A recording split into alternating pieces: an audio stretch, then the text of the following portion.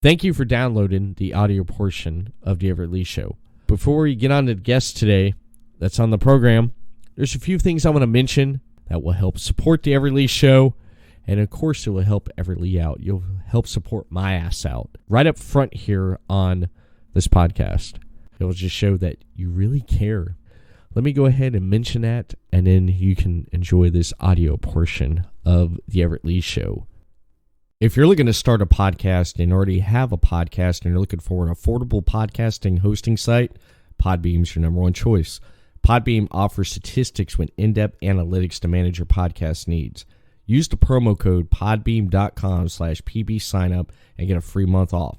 That's podbean.com/pbsignup to get a free month off and see why 1,500 episodes have been shared all over the world in the past 11 years with over 3,000 subscribers that have chose Podbean as their number one hosting site. And if you're looking to get into advertising, Podbean advertising, you'll get $100 off advertising when you sign up as a sponsorship over on podbean.com/pro/pbsignup. That's podbean.com/pro/pbsignup. Since 1995, highspots.com has grown to be the company it is by serving the wrestling fans throughout the world with a great selection of merchandise. Highspots.com has everything a wrestling fan could want, including the latest WWE and TNA releases, classic wrestling merchandise, and their Highspots.com exclusive releases. Highspots.com is the leading online retailer for professional wrestling and mixed martial arts, offering autographs, figures, DVDs, apparel, wrestling gear, and even wrestling rings. Their largest clients include WWE, Impact Wrestling, ROH, and AEW. Click on the High Spots logo on the Everett Lee Show page over on podcasty.net to order. Whether you are a wrestling fan, pro wrestler, or promoter, you can find what you're looking for at highspots.com. Podcast City Network. You're listening to the Everett Lee Show. Welcome, everyone, to the Everett Lee Show. I'm the Everett Lee. Today on the program, I have an unexpected guest. For some reason, I meant to have my original guest on here, Man Kru, but for some reason, his phone, when I called him on the video feed, this guy popped up. I have on the program right now the Mass Wrestler. Now, Everett, let me just go ahead and correct you. You called this goddamn phone. I picked it up. I happened to be here after washing away all the blood, using the Clorox and all that. Think they're going to find it with the luminol or whatever, that little old luminol, whatever the fuck they call it. But anyway, I just came here. I want to set the record straight with Man Kru and let him know I don't like him using my gimmick. I don't like him lying all over the internet for the world to see. He's lying. He said he's the Mass Wrestler. He is not the Mass Wrestler, okay? The real Mass Wrestler only's got one eye, okay? I lost it in a night fight. I was trying to stab the shit out of Mr. Fitness Slim Trimmings. Okay, and that little old midget lady, whatever the fuck, she stabbed me in the goddamn eye. So, now I only got one eye, but I still whipped Man Kru's ass. I still made mincemeat out of him. I still packaged him up and shipped him off to 12 different goddamn countries. Damn! Are you kidding me? Pinky Shortcake did that to your eye? Yeah, if I ever find her, I swear to God, I'm going to have fucking the 7 dwarfs running a train on her. Oh, my God. Dude, what'd you do at Slim Trimmings, man? What'd you do at Mr. Fitness? Come on, man. Now, Mr. Fitness, I got a hold of his ass in Indiana about 5 years ago. I hog-tied him. I stripped him naked. I whipped the shit out of him, and then I had my way with his anus. What? Okay? Now, normally I wouldn't say that, okay? Now, I ain't talking about my penis, all right? I took a broken beer bottle, and I shoved it up his ass. But he ain't going to tell you that part.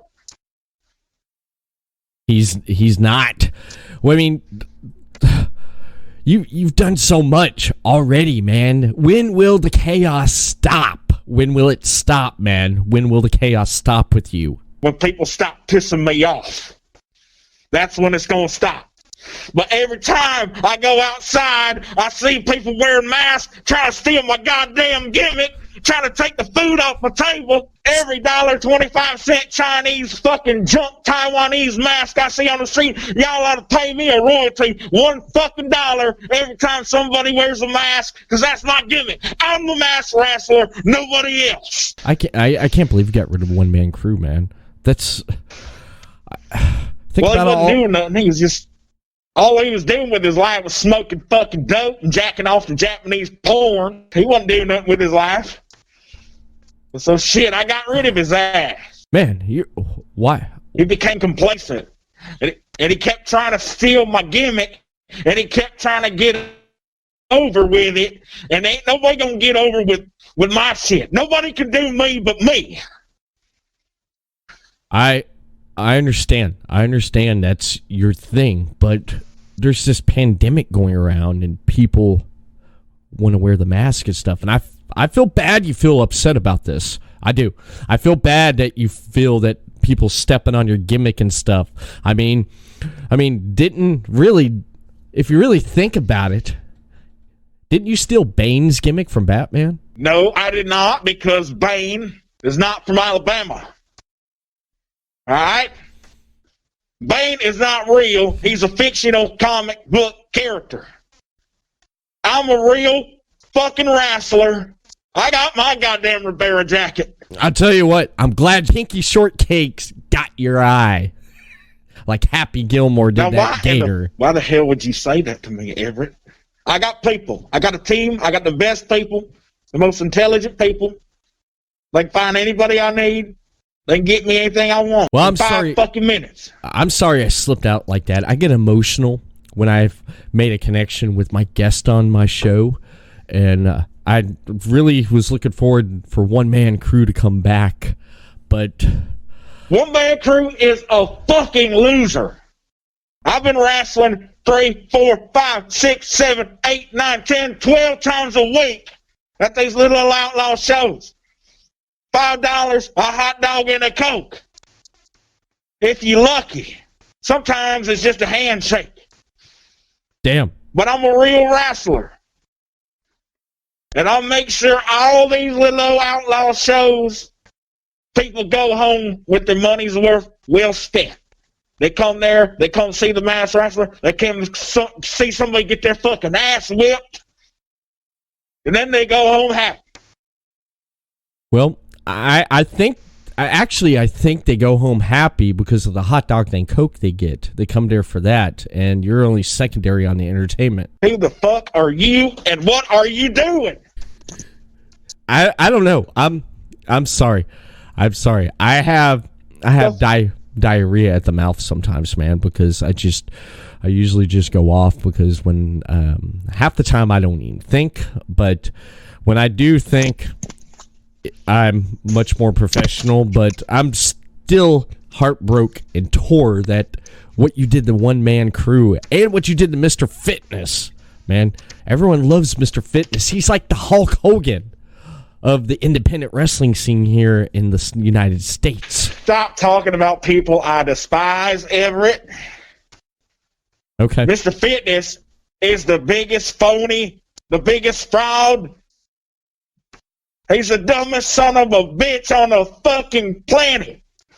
He tried to get me killed. I did a little Twinkie diet. I drank the fucking Diet Coke to wash away the pounds and drank a little hot sauce, try to burn the calories. And I did not look at the scale for the longest time because I was so stoked. I wanted it to be a surprise how much weight I lost. And I gained 47 fucking pounds. That stupid cocksucker, Mr. Fitness. I'm going to kill him. I'm going to kill him. If I ever find him again, he ain't going to survive this time. But I want to tell that son of a bitch to his face what he's going to expect. When I see him again, I'm going to fuck him in the ass with a cactus. I'm going to fuck his world up. His day is not going to be a nice day. I'm going to end this right now. I don't like you cutting my time short, but I guess I'm just going to have to tell you this. I don't do these little podcasts for just anybody. So you need to thank you lucky stars I even came on this motherfucker. I'm grateful. I'm grateful that you came on.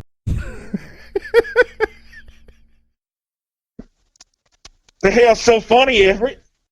What the fuck are you laughing? Are you laughing at the mass wrestler? What's so fucking funny about the mass wrestler, Everett? I want to know. I just got a message here from one Man Kru. Joke's on you. He's coming for you.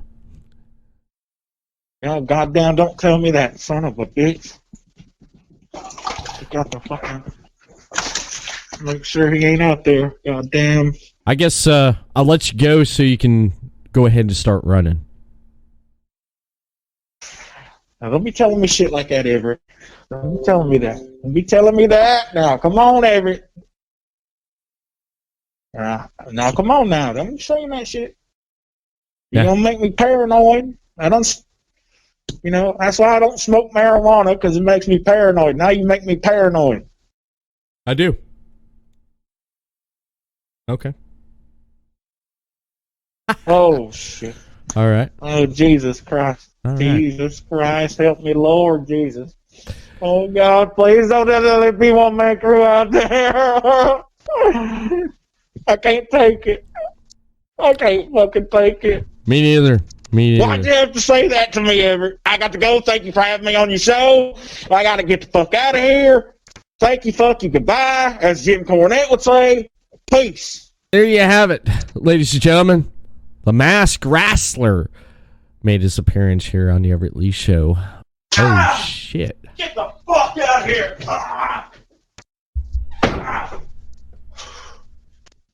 Fuck. God damn, bro. Woo. Got that son of a bitch out of here. Wow. Yeah, he won't be causing no trouble anytime soon. Are you okay, Rocky? Did he hurt you? Here, ladies and gentlemen, joining me on the podcast. I knew he wasn't dead or alive. Well, we'll find out later. Well, dude, that don't look right. That don't look right. Hey, bye-bye, masked wrestler. Man, so I got this weird call from somebody telling me that I won $1,000 and to go pick it up, and I went, and it was bullshit. I was like, what the fuck? And I come back here and I see this goofball in my fucking house in my room pretending he's me or whatever. I don't know.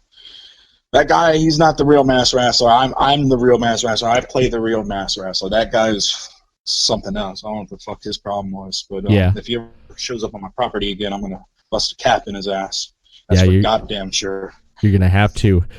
And my guest that's supposed to be on the show here tonight or today, which way you're looking at it, he's back for a second round here on the Everett Lee Show, talking with one Man Kru.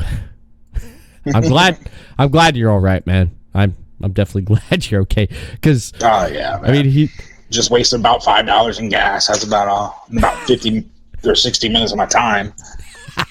But I realized, wait a minute, this ain't fucking right. People was like, no, there's no prize here. I'm like, what do you mean there's no prize here? They're like, dude, this is a sperm bank. I was like,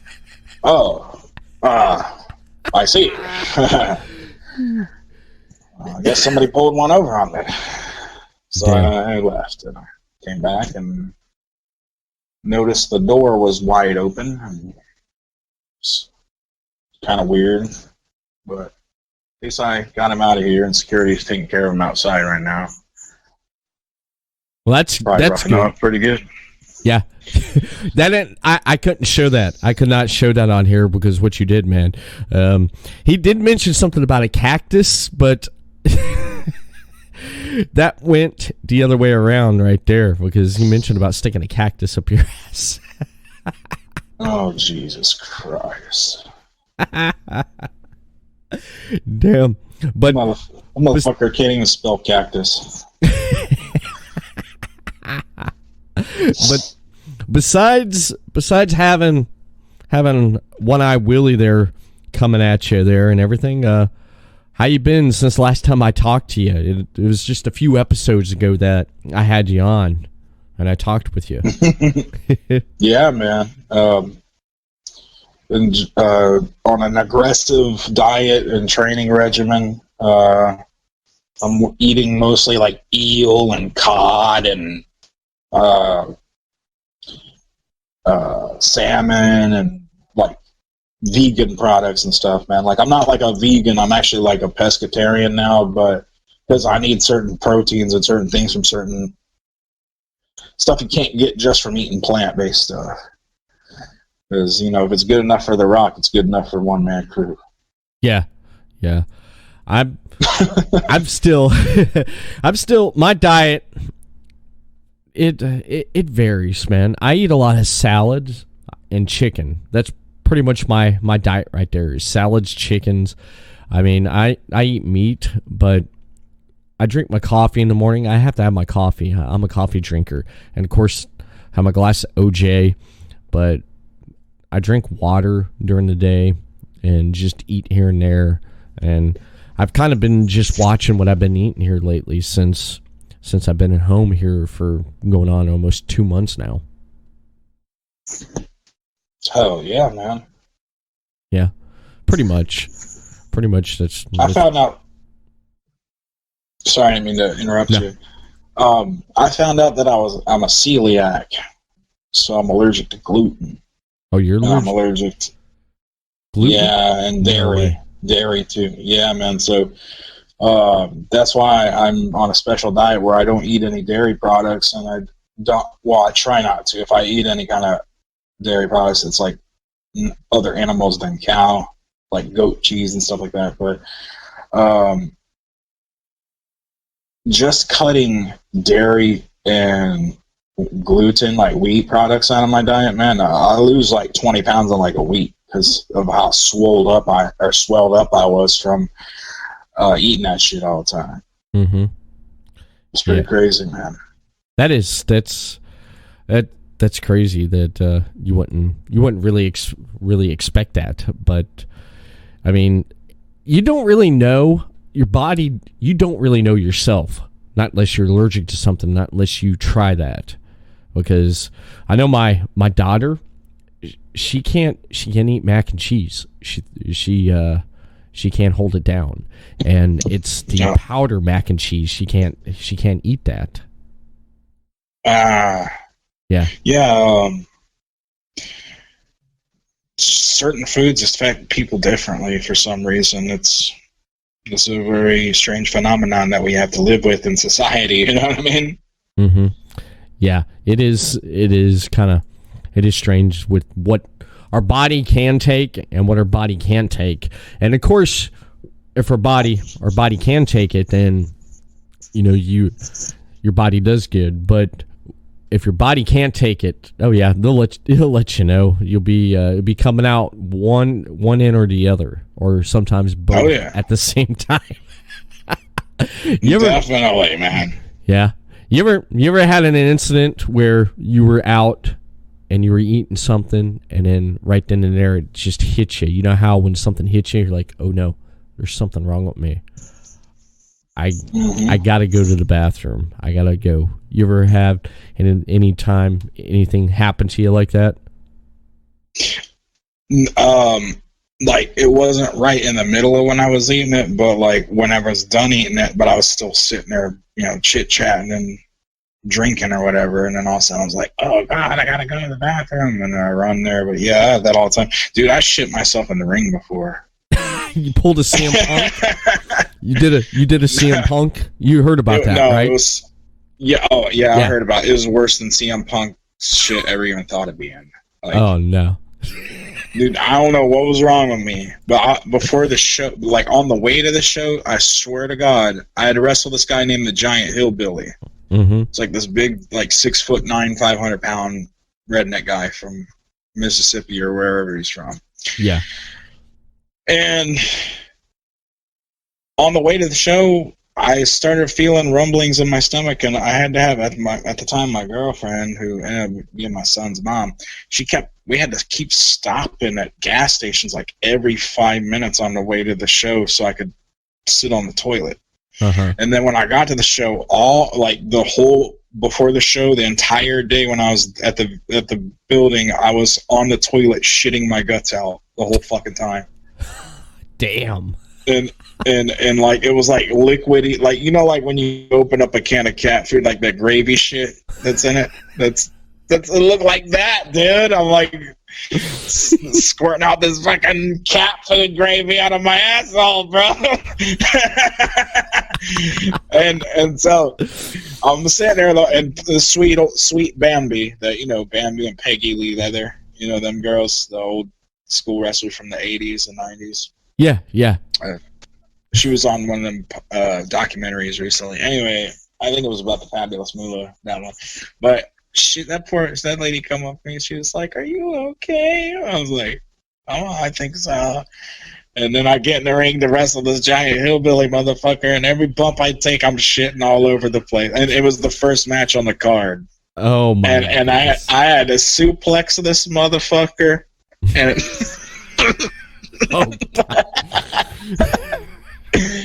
The last time I suplexed him, it was me and another dude double suplexed him because that's how big he is. Damn. But my ego at the time was like, I'm gonna show the dude that helped me on the double suplex. Uh-huh. I'm gonna show him I can do it without him. Fucking suplex this big motherfucker, and that's when it all started.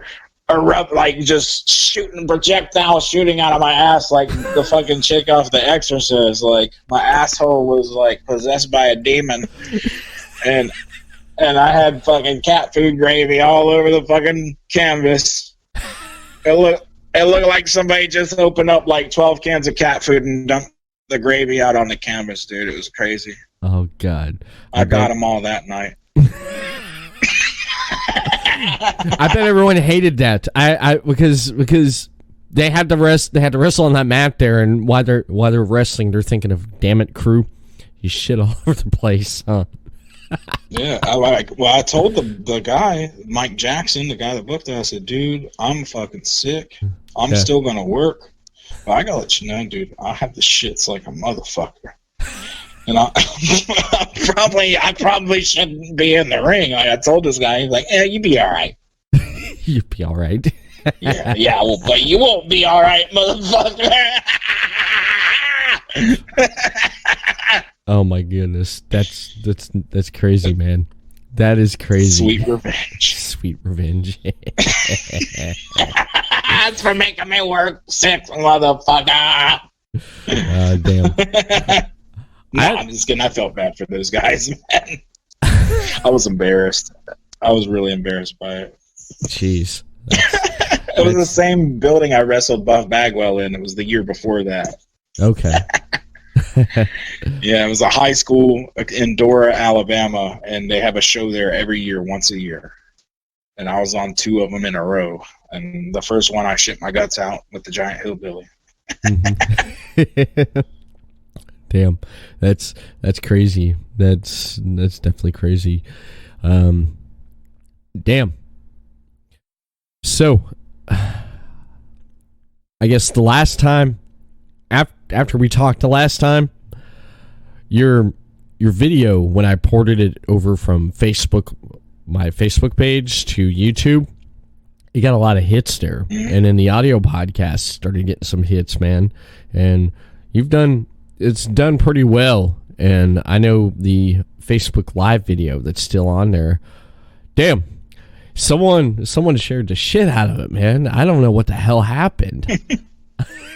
I just started promoting the fuck out of it. That's what happened. Yeah, you did. Promoting machine there, man. Promoting a machine. I mean, I think I shared it to like 300 groups or something like that. Jeez, I've gotten some good feedback on it. I do want to thank you for that. Man. Oh, no problem, man. Because my pleasure, bro. Oh, no problem. Because the other two guys, Chris and Craig, that we run Podcasting Network, because the video was on there, and they contacted me and just said, dude, this video, it's getting all these views. I said, yeah, no. Well, what'd you do? And I was like, I didn't do nothing. I was like, oh, what'd you do to get this? I said, dude, all I did was interview a guest, and then they shared it all over with everyone. And that's pretty much, and they're like, dude, it's got like the most views. So far, it's the most viewed video on the Everett Lee Show all time. The all-time most viewed video.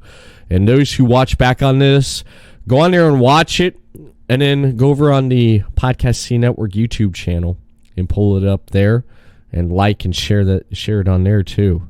And then the audio podcast over on everettleeshow.podbean.com, share that one too, because you can listen to it on the go.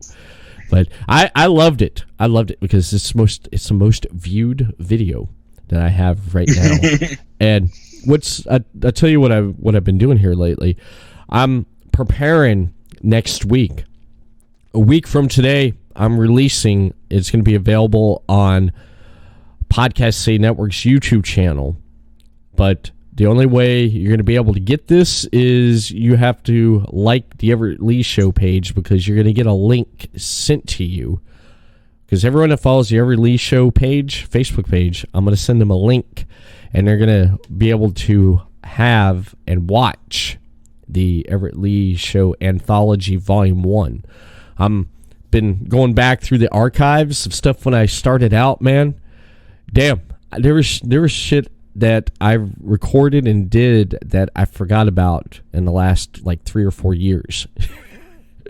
It's dang. Yeah, it's crazy. I got so much stuff sitting on my external hard drive, crew, that I have so much stuff that it's like I have a bunch of outtake stuff. When I first started messing around with video software and started doing that, I have so much stuff sitting on the, as you would say, cutting room floor. You know the expression there, that it's never seen the light of day. It's been sitting on my computer, and I figured, you know what, I'm going to put that on there with the remastered version of it.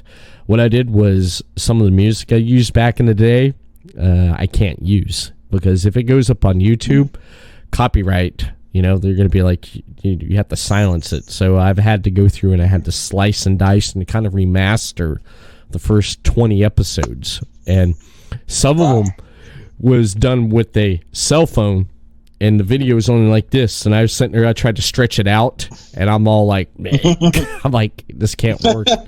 Yeah. So I had to adjust that. And then I had to go in, and I had the original recordings, audio. So to make it sound good because you know how if you do Facebook Live on a video, on a phone, it sounds like crap. And then if you record something like this, it sounds better. So I had to take out that sound, and I had to put in the audio, the good audio recorded with the video, and I had to line it up, make sure everything was synced, dude. And I pretty much had to like cut and slice and dice and everything. But I came across an episode I did. Episode 3 was when I had my first guest on, Brian E. Lau. He's a comic book creator, graphic novel creator. And we did an episode. And at the time, I went through and I took it and I edited it and everything, and I put it out. Well, 4 years later, I'm going through the archives, and I said, what's this? So I click on it, and I'm listening, and I was like, dude, this is the interview I did. But then I looked at the time, I'm like, why is it longer, and then this one's shorter? And I was like, oh, shit. This is the uncut version I never knew I forgot I had on the computer. So that's awesome. Yeah, it's pretty awesome. So I'm putting that out there as just to say thank you to the fans that's followed me over the years and who likes what I do. It's like saying here's an uncut, unedited version of episode 3 for you guys. So yeah, it's funny how I go back and listen to how I sounded compared to now. It's just amazing and stuff. Awesome. I want to explain to you why I shared that podcast so much. Sorry, I didn't mean to interrupt you. No, go ahead. Is because, like, you know, I think when you're on a podcast, on somebody's podcast, if somebody has the generosity to let you come on their podcast, you should be reciprocal and try to help them get as many views as possible. This is, you know, President Trump would say, reciprocal trade.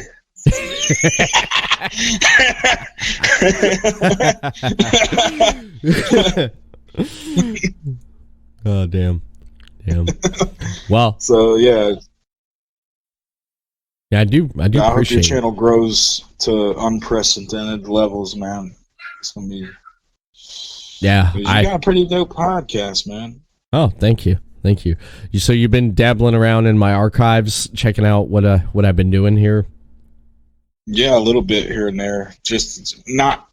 I just like listen a couple minutes and then check out another one. You know what I mean? Just see who's on there, whatever. But yeah, man, you got your podcast is legit, man.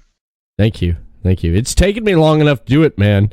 It's taken me long enough to do it because just to get this far with doing it. Because right now, tonight or today of this recording, this is actually episode 196.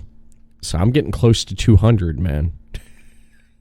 I'm getting yeah. I'm getting close to episode 200 because I already got guests lined up for. Actually, tomorrow I'm doing an interview with I can't even say the name. Their new show on the Podcasting Network. They brought their 3 shows over to the network, and I'm interviewing them. Awesome. To get people to know who they are. Celerity Gaming. That's who they are. Celerity Gaming. They're a geek pop culture type show that they do. Sweet. They got Celerity Gaming, and they have they have Celerity After Dark, which is like almost like an ELS uncut, like I do, and then they got Breaking. Because I'm trying to get used to these shows. But I'm gonna find out more about them tomorrow, and I'm supposed to have like 4 of them on, and the most I've ever had on a show was 3 guests at one time, and plus me would be 4, so there's gonna be 5 of us, so that's gonna be something there. Oh yeah, man, that's pretty badass, bro. Mm-hmm. Straight up. Yeah, I don't know. Do you like when I had you on the last time? You're talking about when you were younger, when you were growing up playing video games. What games that you got into playing when you were growing up there, video game wise? No way. Is that now? Let me ask you: Super Nintendo or Super Famicom? This is actually a 8-bit DOE Bluetooth Super Famicom controller. So I bought it in Korea. Dude, no way. But yeah, I got it at a Toys R Us in Korea. Some toy store. I think it was Toys R Us, actually. Yeah. It's like the last Toys R Us before they closed them all down. Oh, shit. Really? Mm-hmm. Really? What? Yeah. What now? What are that's something I can ask you there. I'm interested in toy stores and different stores like that overseas there where you're at, because you only see dabs of it here and there on TV and movies and stuff. What does it really feel like when you go into like a store like that that's over there? Just like any other store anywhere else, honestly. Oh, really? Nothing special, huh? Nothing special. No? Just I'm the only white motherfucker in there. That's the only difference. Damn. But what's the coolest store that you've been in that's over there that you wouldn't find in the United States here over on stateside? There's in Korea, there's a store. It's at Shinsegae Shopping Plaza. It's like one of the biggest malls in the world. It's in Busan, South Korea. There's a store there called Electromart. Mm-hmm. It's the dopest fucking store I've ever been to, man. So electronics and hobby stuff and games and all kind of shit, TVs, everything. Like they even got like arcades, like so you can just stand there and play arcade in there if you want. And they have it all. They have like all these statues of like Predator and Terminator and stuff that you really can't find nowhere. Yeah. I mean, it's like really rare, high, expensive stuff. Like they charge like hundreds of dollars for just one of these little statues of like a Terminator or something. Damn, that's they got amazing. All kind of any kind of like pop culture, like fiction or whatever, fictitious characters. They got like little statues of them for sale on there. It's crazy. Dude, that's amazing. I like those little figures because I have a friend who he's in the Batman, and he has like the statuette figurines of Batman. He has this big badass Batman car that looks really awesome that he's had for a while. He likes collecting those things. Were you ever into collecting anything like that? When I was young, I collected comics and video games and sports cards. Mm-hmm. You know, like football, baseball cards, basketball cards. But as I got older, I was just focused on being a pro wrestler. You know what I mean? Yeah. And so like every once in a while, you know, I would just like play video games. I still play video games every once in a while, but actually here lately because of the quarantine, I've been playing it quite a bit. But yeah, I never really was a big collector of stuff, except when I was a kid, honestly. Right. But I do have some Star Wars Expanded Universe books laying around here somewhere. Oh, nice. That's amazing, man. I have quite a bit of books. I have books that I've picked up and bought that I've not even got around to reading yet, and eventually I'm going to get around to reading them. I'm reading about this one. I have this one book that I've been slowly reading. It's called the No Asshole Rule. Yeah, and it's funny because the book's about how to deal with the asshole in a workplace. That's what the whole book is. Apparently, it was like one of those New York Times bestsellers that they did.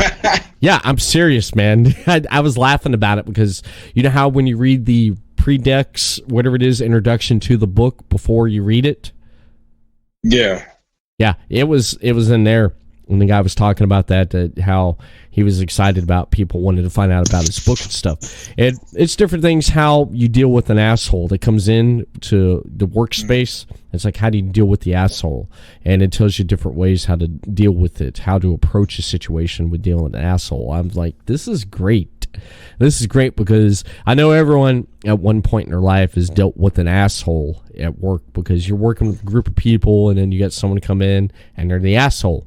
How do you deal with the asshole? So that basically sums it up there. I actually found... I've always dealt with assholes by punching them in the fucking mouth, but I mean, that's just me.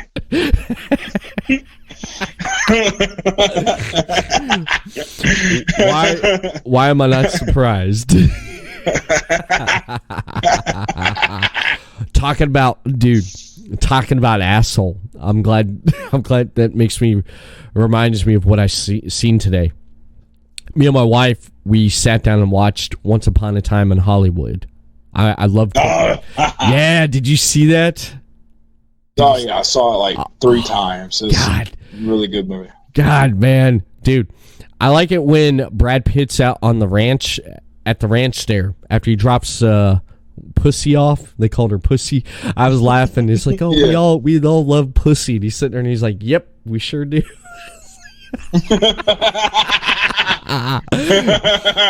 But I was sitting there. I'm like, he walks up into the house, and after he sees his old buddy who can't remember who the fuck Brad Pitt was, and then when he walked down to leave to his car, and he had the knife in it, and he looks over at the guy, and the guy's like, he's like, you do this? He's like, fix it. Fuck you. And he went over, pow. no, I love that part, man. When he knocked the shit out of him, and then he picks him up and he keeps hitting him, and he throws him over to the car, and he's like, fix it. And he's like, I need a rag for my mouth. No, fix it. And I love that part, man, where he just knocks the shit out of him, man. It's like you gave the dude a flat tire. My favorite part is when he smokes that acid-laced cigarette and then fucks everybody up. God, dude. And Leonardo DiCaprio don't know what the fuck's going on. He's just chilling in his pool with the headphones on. Then he comes, brings out the fucking flamethrower. Oh my god, I love that part, man. Fucking flamethrower. A woman comes crashing through your fucking window. Okay, a woman comes crashing through, and then she's shooting off a gun. She falls in your pool. Okay, what do you do? You grab your fucking flamethrower.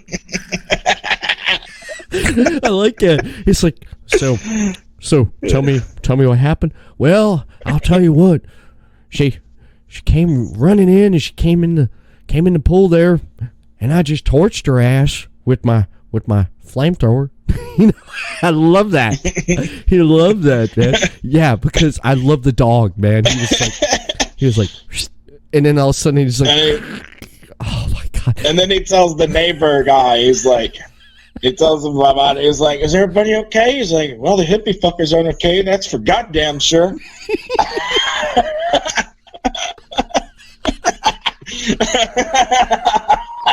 I love that. Oh damn! I love that, man. I love it when Brad Pitt took that can and he threw it, and it hits the girl on the ground, and busts her nose. She's on the ground. She's like, ah. But I like when he got stabbed with the knife, and he looked down, and he was like, click, click, and then all of a sudden he grabs her. It's just smashes her. Oh god, yeah. Just fuck yeah. I love that. And I'm sitting there laughing, just going, yeah. My wife looks over at me. She's like, you are sick. I said, what? She's like, you are sick. You like this? I said, fuck yeah, I like it. I said, if someone broke in my house, I'd do the same fucking exact thing to them. I said, I would. You step in my house uninvited and you have a knife or a gun, you're getting fucked up. You come in my house, Oh, yeah. He was protecting himself there. And you know what? Here's the theory I think of, because remember how the relationship was going to end with him? He didn't need him anymore. Leo's going to have to keep him around now because look, he whipped the shit out of the Manson clan. Yeah. He saved his ass. Oh my god, yeah, and the dog. I love that, man. The wife and the wife, man. I just love Leo's reaction. That's what I'm laughing about. He's just sitting there, and all of a sudden it's like, he's about damn near electrocuted himself, dropping his shit in the water. Oh damn! I'm gonna have to put that up there now as one of my favorite. It's one of my favorite Quentin Tarantino movies because I mean, Reservoir Dogs, I love that. Pulp Fiction, Jackie Brown, and Glorious Bastards. Those have to be my top ones right there. Now, Once Upon a Time in Hollywood, because it told a really good story, and what'd you think about Brad Pitt's scene there with Bruce Lee? What'd you think about that, man? Oh shit, dude, that was funny. The director's wife don't like him already because he murdered his ex-wife, and then he fucks up her car by kicking Bruce Lee's ass into it. Yeah, and he's trying to smooth it over with the director, and he's like, "This is my wife's car." That was. Get out of my fucking car, you asshole! Get him out of here! I'll handle it. I like when he said, yeah, this little prick here slammed him in that car there. He forgot about me whipping his ass. That's pretty funny shit. I liked it because he's just sitting there and Bruce Lee's talking shit and he's just like, yeah, whatever, Kato. Kato, yeah.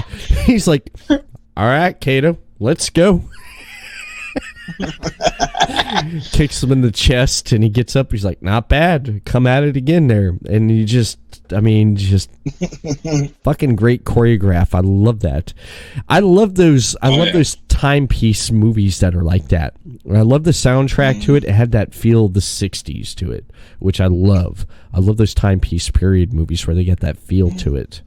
That's one of my favorite things right there. And just how everyone was dressed, the scenery, because when I watch a movie too, I don't know if you do this, but for me, I'll look out, and while I'm watching what's going on in front of me, I'm kind of eyeing past and checking out everything that's going on too, because I noticed when they're traveling, going to places, every car in the street you seen was something from like 1969 or older. So I love that. I love how they kept it real in that time period. Oh yeah. They try to keep it as authentic as possible. And, a lot of that's digital, too. So, yeah. They have to... The old school way is kind of obsolete now, where they actually have to go dress everything up to make it look like the shit. Now they can just digitally do the shit. Yeah, that's true. That's true. But I wonder how much of most of it they only do a little bit percentage and they do the rest CGI. I wonder how much. That's how they do it. Yeah, that's actually how they do it. They dress up the set like how the principal cast, everything they're gonna be doing, like everything they touch, everything they're around, and then if there's a big shot where it's like a city or something, or they try to do digitally. Mm-hmm. Or if there's something they physically can't have changed, like some store owner don't want his sign being changed, then they have to digitally, if they're shooting on location, they have to digitally change the guy's stuff, because he's like, I don't give a damn about your movie. This is my business. You ain't, you know what I mean? Because you have that, Yeah. I know. I definitely know what you mean there. You ever, being over there, have you ever seen any movies being filmed or anything like that over there? Where you're at? Where at? Where you're at there? Oh, here on Guam? Mm-hmm. Oh yeah, they just filmed something for Netflix here not too long ago. Oh, cool. I forgot what it was though, because I tried to get on it, but they were only using local people. So I was like, okay, that's cool. Oh, it's like, did you tell them, hey, I've been in TV before? Did you throw that out there? Nah. Nah, I just say I want to work on the shoot. If you guys need anything, let me know. And they're like, well, we only need the casting person, right? Yeah. Casting director. And she was like, well, we really need an old lady about 50 years old that's overweight, that's a local Chamorro, a Guamanian. So I was like, well, let's see if I can get some spray tan, do a shave, stuff my bra. No, just kidding.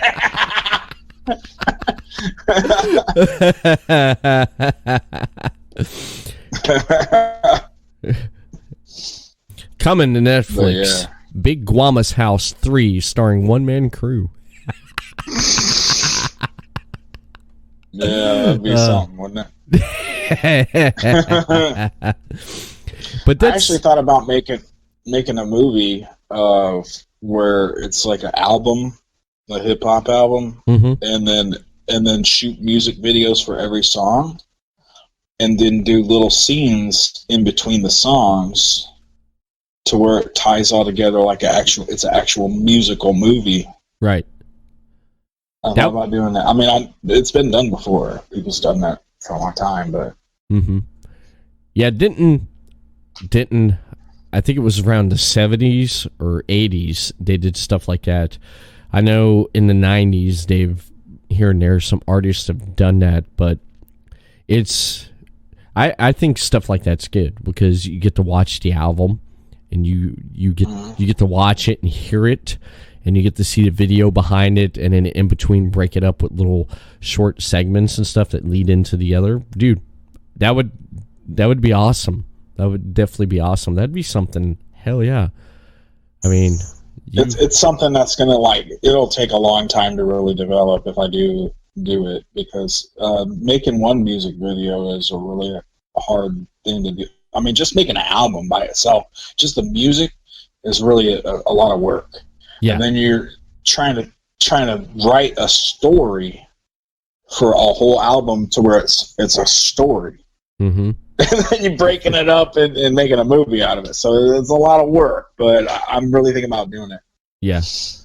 I can see with your talent, I can actually see you doing something like that. I definitely can see you doing something like that. I know when I last talked to you, you mentioned you just put an album out, and pretty much everything went to hell. The world went to hell, and that kind of affected your album. I didn't get to ask you last time.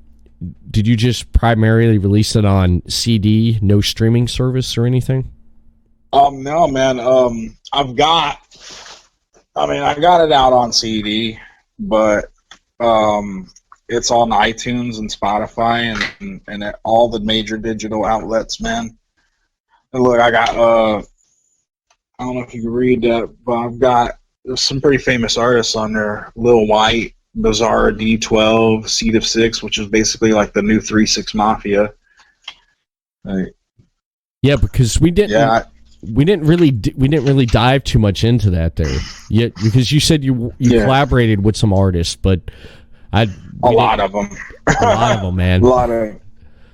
Damn, that's amazing. Yeah, man, this is the first album I ever produced all by myself. Like, I made the cover art and everything. Like, everything. It is all 100% by me. The beats, everything. Damn. It's called Man Kru, Legend of the Earth. I stole one of the Iron Sheik's terms, phrases. Legend of the Earth. You gotta become the Legend of the Earth or go fuck yourself. Or whatever the fuck, you know? So I was like, I'm gonna make an album called Legend of the Earth. It works, man. Hey, that's good. He didn't copyright it. It was just a saying, right? Yeah. Yeah. The cover is really dope. So what it is it's a planet Earth with aliens attacking it, and it's the oceans of the Earth are being burned off the face of the Earth with the little ray gun or whatever that's on the fucking spaceship, and so my face is superimposed into the precipitation from it. Oh. Okay. I can see it now. Okay. Yeah. All right. And on the back's just the track list and shit. It was as a executive producer, Man Kru. Nice. I like that. That's pretty cool having these products. I got a couple wrestling DVDs out, man. This volume 2 and 3, Man Kru versus Japan. I'm wrestling all these Japanese dudes. Oh, pretty nice. wicked shit. I designed these covers and stuff too. I have a lot of talents, man. I can make beats, I can design, I can edit video, I can do all kind of shit, man. That's good. That's good because you're pretty much multi-talented and you can promote yourself any way and form that you need to. I mean, that's like when we talked when you were on here last time about the music labels and stuff. A lot of artists don't need that because they're going through and doing stuff. For example, like I mentioned, the band I know that's down here in Florida, they did a Kickstarter and raised enough money to get their album recorded and put it out there, and they basically made it back for what they spin into it from everyone supporting it. And that's the way to do it, man. You don't need a major machine or major label to push you because you can do it yourself. Yeah. That's Yeah, I had to hustle my ass off, man, and I did, and I made quite a bit of money off my last album. I spent a lot. I mean, I had a lot of bad habits, but I won't get into that. but it's like, I forget which artist it was. I think it was Wu-Tang. I want to play some beats for you, man. Play some beats? I'll show you. I want to show you a sneak peek of some stuff I've been working on. Oh, okay. Okay, cool. Right here on the Everett Lee Show, Man Kru, giving everyone a little taste of what's to come with his upcoming music. I love it. Yeah, this one is really experimental. It's like 3 different beats in one. It's heavily influenced by heavy metal music, like Megadeth. And see what your reaction is to it. Okay. There's no lyrics to it. It's just beats. Just a beat. Yeah. Okay. But I love sharing, like, letting people hear my beats and see what they think about it. Can you hear it okay? Yeah. I can hear it.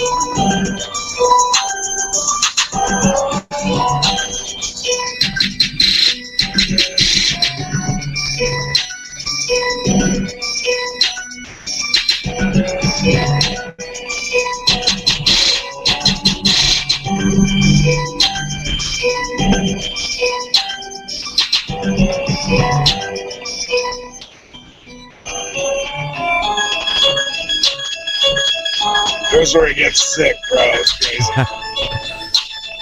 Sounds good.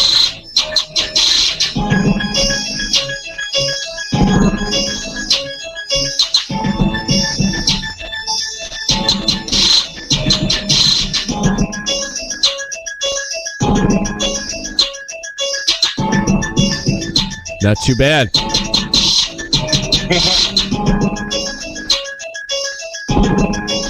Yeah, maybe it's where it changes up again.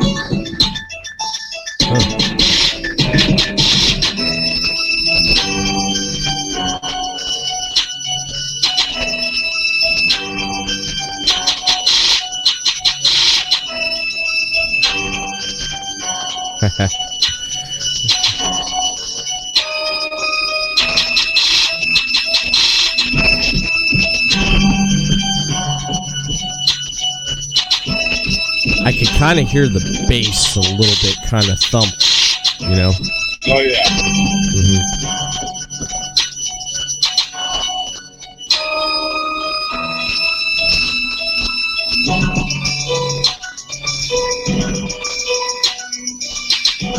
And this back to the hook again. Nice. I like it. Thank you, Rob. Yeah, Because I'm glad you like that, bro. Because I can actually picture it. It does, because with the how it sounds, I can actually like picture it in my head about, you know, because I can't really hear the bass, but a little bit, because I can hear like, okay, that's supposed to have bass there. I understand. So from what I gather from it, it's pretty good, pretty dope beat there. I like that. I had to turn the bass down on my little sub here so that it doesn't distort too much when you're listening to it over the phone like this. Yeah. But yeah, it hits hard, man. There's some hard bass in that. I actually had to adjust the levels on it so that it didn't overpower other frequencies in the mix. Yeah. I had another beat though. This one I made like a couple years ago, and then I went back to it and I made it way better. Mm-hmm. This shit's dope, man. I actually remixed some vocals from my new album to the beat to see what it would sound like, and so you'll be able to hear some actual raps to this one. Right.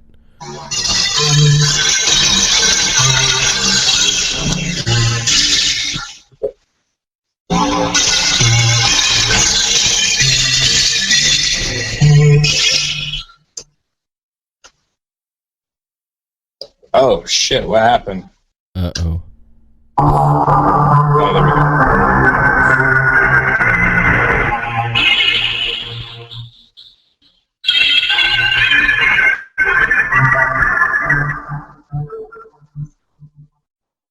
from the bottom, went straight to the top. It sounds cliche, but I swear to the top. I said that a lot, but I shit for the lot. Should've never sold my soul just to get what I got. I didn't live with all the favors. I think my business an entertainer. I've been in movies, all magazine covers, all TV and video games for the game. Money from my hustling, money from my publishing.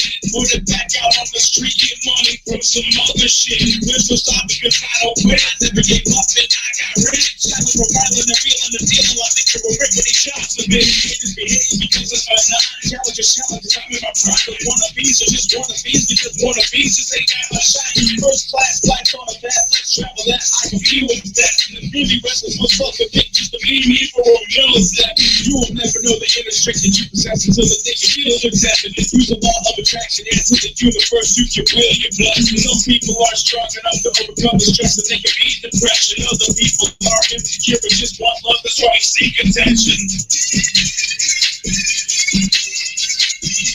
I like the synth. I like the synthesizer. Cool. Yeah, I do. I like that. Yeah, man. Yeah. I got some shit in the pipeline, that's for sure. Damn. Well, you heard it here first here on the Everett Lee Show podcast. That's amazing, man. I love that. I love that. Thanks, man. Yeah, I appreciate that. Yeah, that's pretty tight. That's pretty tight and dope. I like that. I like a lot of music. I know, like, you know, you made a comment tonight about the Slipknot shirt there, but yeah, because I love Slipknot stuff. When I listen to rap, I like the old school rap because in the 80s, because in like the early 90s when the gangster rap started happening there. I know in the 80s, Run DMC. I loved what Run DMC did, and in the early 90s, of course, Dr. Dre, The Chronic. I was 13 years old when I heard that album for the first time. I was like, oh shit, what is this? And then hearing Snoop Dogg, and then up and through the 90s there, mid 90s, Bone, and then of course can't forget NWA, and then Public Enemy. I liked what they did, and Wu-Tang Clan. I liked Wu-Tang Clan. 36 Chambers. I loved that album. I was like 15, 16 when I heard that. 36 Chambers. I loved the Wu-Tang Clan. That album was just great. Had a friend. And then Outkast, before anyone really knew who Outkast was, before they got big in the late 90s, early 2000s. Yeah, I remember the Aquemini album. Aquemini. Mm-hmm. Yeah, that's good shit. I like that. Yeah, they had that song on there, You Smoke a Dime and I Smoke a Dime.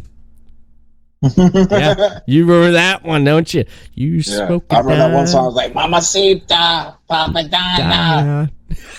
Yeah, I was 16 when I heard that shit, man. Damn, that is great. I was around the same age, man. Yeah. I heard it. Yeah. Yeah. I was probably like 17, 18. I don't remember.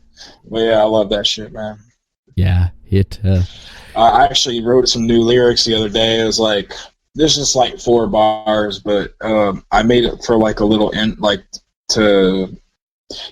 some songs they got like a little intro part and the dude starts rapping first before the like beat really even kicks in. Yeah. So I wrote these 4 bars like, well, I got the guts and I got the gall to step to a giant and rock his jaw. Player haters all want to see me fall because I'm rolling like a boss with shots to call. Ah, nice. You know what my favorite hook is? I'll sing it to myself sometimes. Actually, I sing this to myself when the shit goes bad for me. I'll think about this. I'll think dun dun dun dun dun dun dun dun dun dun. Sometimes I wonder how I keep from going under. Yeah. I love that song, man. That's good stuff. That old school shit, man. Yeah, for some reason that hook sticks to my head when the shit starts going wrong for me. It pops in my head like, sometimes I wonder how I keep from going under. And that line hooks into my head there. Push me, cause I'm close to the edge. I love that. Yeah, I love that. Yeah, I love that. Yeah, good shit, man. Yeah, really good stuff. Mm-hmm. I love that. Yeah. I love that stuff there.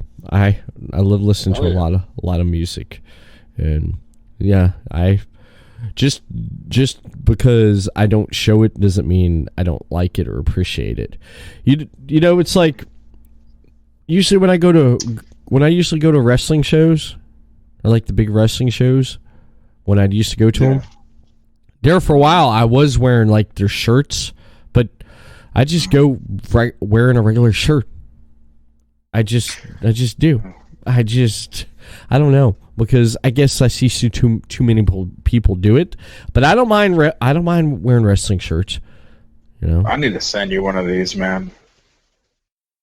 yes. For real, I need to send you one of these. I'll tell you what I'll do. I'm gonna put a CD player back in my car because I got satellite radio. Oh shit! Yeah. Well, you can listen to it on YouTube in your car. In that case, man, shit. Nah, I got a 101 CD changer in my kitchen. 101 CD changer. Yeah, I got about 25 to almost 50. I almost got it halfway filled up. I got everything in there from Beastie Boys to Iron Maiden to Black Sabbath to Ozzy Osbourne to The Who, The Doors, Rush, NXS, Hootie and the Blowfish, REM, Billy Joel, Oasis, Nice. Blues Traveler. Oh yeah, That's all. I got random stuff there. that's good. That's all good music. Yeah. All good music, man. Yeah. Oh, dude, last time we talked, man, on here, you asked me about ribs, man. I forgot the biggest rib of them all. Yeah, because I enjoyed the stories there because I was laughing my ass off on that. That's some great shit. So there. let me tell you about. If I do, I'm gonna kill my gimmick, but I'll tell you anyway. All right, go ahead. So, man. Master Wrestler and I are the same person, right? Everybody knows that.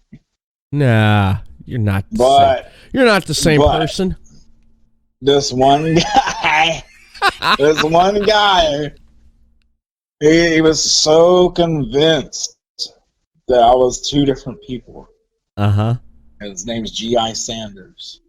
He's Yeah. from Lima, Ohio. He's a real nice guy. Him and his wife or girlfriend, whatever, Adria, real big fans of mine. Real nice, real sweet. But they Yeah. didn't know that I was the Master Wrestler. So when I was cutting that promo on Mr. Fitness, Yeah.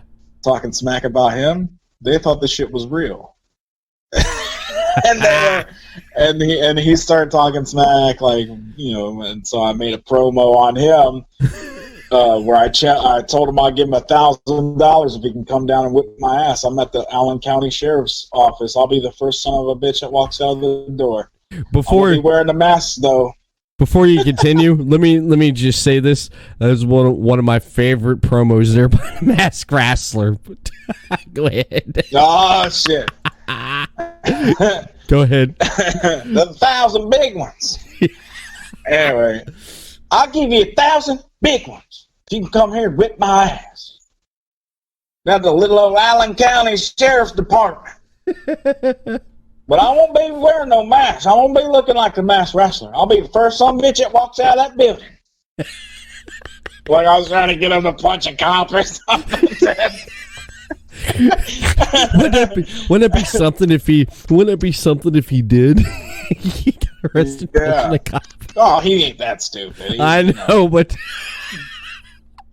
I know he's that. not imbecile. I He's not that bright. I mean, he's not the sharpest knife in the drawer if he thinks I'm two different people. But he's not that fucking dull. Like, but so here's the thing. Then I told his wife that I'm really the Master Wrestler, and I was just joking with him. It's like Right. a big, you know, she was in on it after a certain point. Okay. And so I made she's like, you should make a Masked Wrestler apology video. I was like, all right. And then something where I needed to, like, you know how, like, sometimes you actually, like, film something sideways and you got to turn it over, like, in post? Yeah. Like, flip it up. Yeah, I forgot to do that when I uploaded it.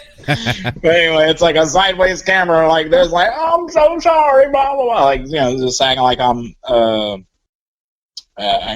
I'm remorseful for the $1,000 fucking ass kick challenge. Yeah. And then, so he thought it was over, right? And then he thought the masked wrestler wasn't going to be a problem for him anymore.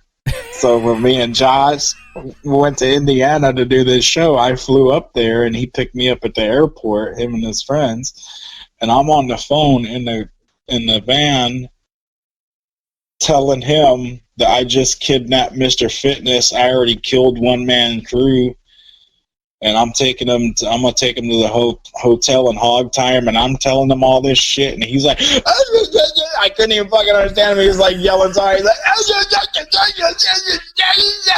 and I was like, he was so into it, dude. This shit was fucking gospel to him, bro.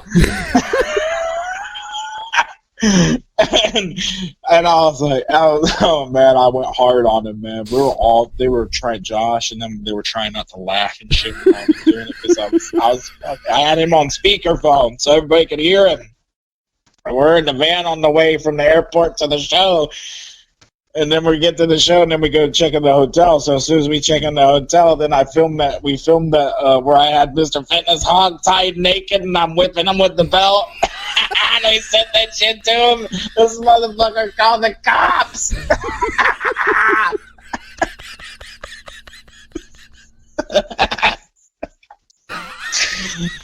Because I was like, yeah, Sanders, you all gonna die. Or something like that. Like, think I'm fucking playing with you? G.I. Sanders, you all gonna die. And that was like the last fucking thing I said in the video. And he scared the shit out of him so much he called the cops. It was... That was great because I saw the video and I was like, holy shit, this guy really does, because I didn't really know what was going on. And then when I talked to Mr. Fitness, I said, come on, man.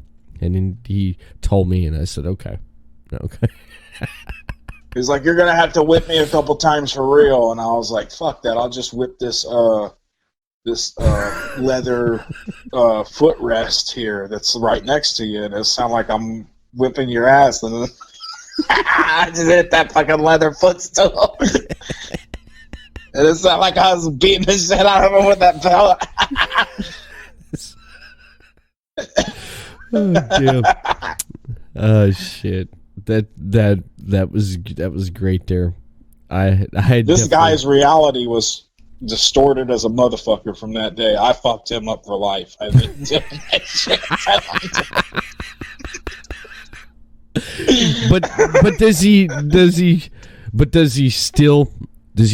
Did he ever find out? I think his wife probably told him because she was like, oh my God, you don't know what you're putting him through.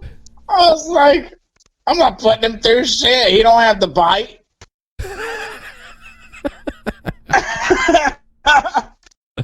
He's so stressed out.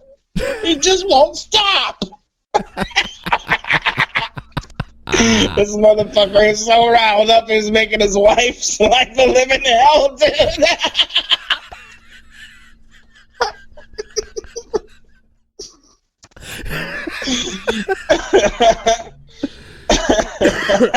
Oh God, that poor lady.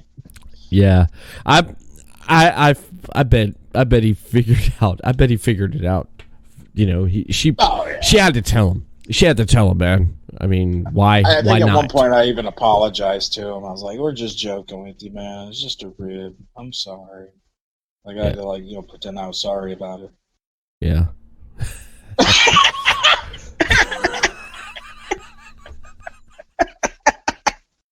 You laugh so cynical about it, man. Dude, you had to have been there. It was so funny, dude. Like I was just making shit up off the dome, talking to this guy, saying the wildest, craziest shit to him, and he believed every word of it. Oh shit. Damn. But that's some good stuff. I seen the video, and I said to myself, because I messaged Mr. Fitness back, and I said, he don't like him, does he? He didn't say nothing. I love him.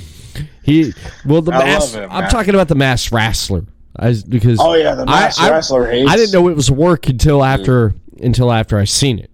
Because you and him, man, you played it off like it was. Because when he played it off of David's podcast, it was on Dave Deathmatch Wrestling podcast. Because David was like, oh no, man, I'll get him on, man. David, I was looking at David and I'm like, no, you don't. I mean, I was laughing about that shit. I was like, these guys think. I was like, at this point, these guys don't know. They're just looking at this shit and thinking it's some fucking crazy hillbilly motherfucker talking shit. 20 years ago, I would have been like, yeah, right. But nowadays, you don't know. You know how people get pissed. You know how the world is nowadays, man. They don't. Mm-hmm.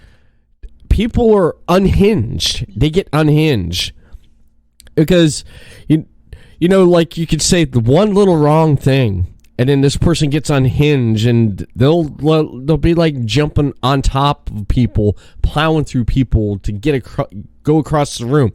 If you're like, for example, if you're across the room and you say like something that basically triggers and unhinge someone, they're gonna come across that room after you. You know what I mean? Because it's how people are nowadays. I would come across that room after me. You'd be like Brad Pitt off of Once Upon a Time. Yeah, I trigger people all the time, dude. And I tell them, hey, look, dude, it's not that serious. It'd be like the masked wrestler stepping back going, hey, you just pushed the start button in the ass whipping machine. No, man, like I noticed just from like maybe a generational thing or a cultural thing or whatever, man. Like I was born in '83, and like, you know, I grew up in the '90s, and we used to say things that offend people now. You know what I mean? Like, and I offend people all the time. Don't even know I'm doing it, and if people tell me about it, I'm just like, oh, I'm sorry. Like, I don't mean to offend you. You know? Yeah, it's just. I'm sorry that I'm sorry that I'm not sorry. Is basically. Like... I don't like these ass jackals that get all offended. They get all butthurt by it. Oh, you shouldn't say that. Oh no, you're hurting me. I'm sensitive. It's like, you know what? Put the soy milk down, son, and put on your big boy underwears and deal with it.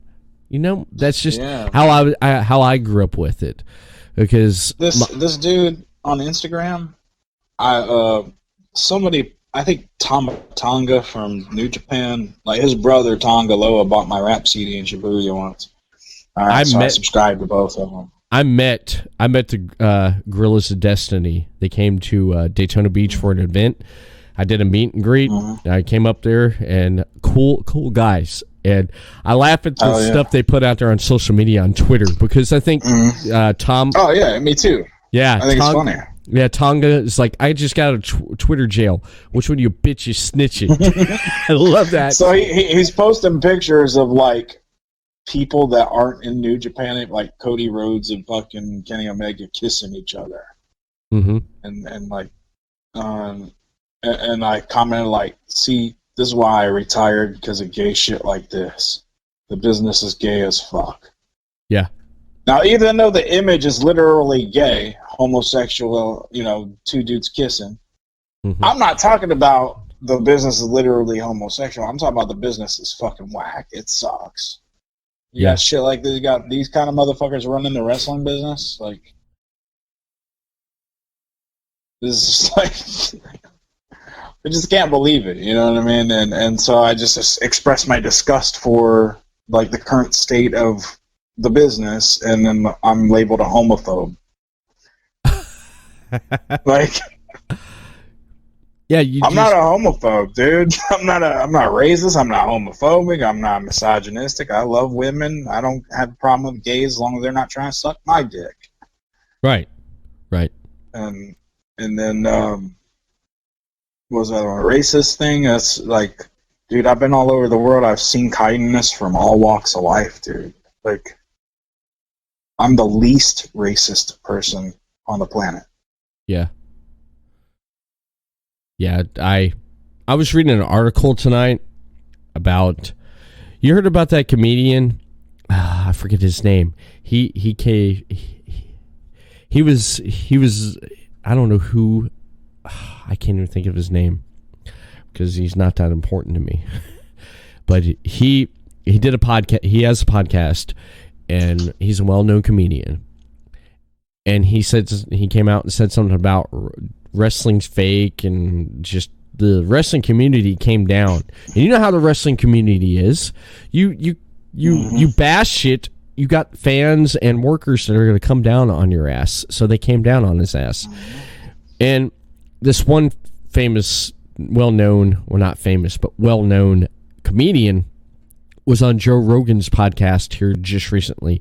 And he defended it. And he said, yeah, wrestling's scripted and we know the outcome and everything, but look at what they do 365 days a year.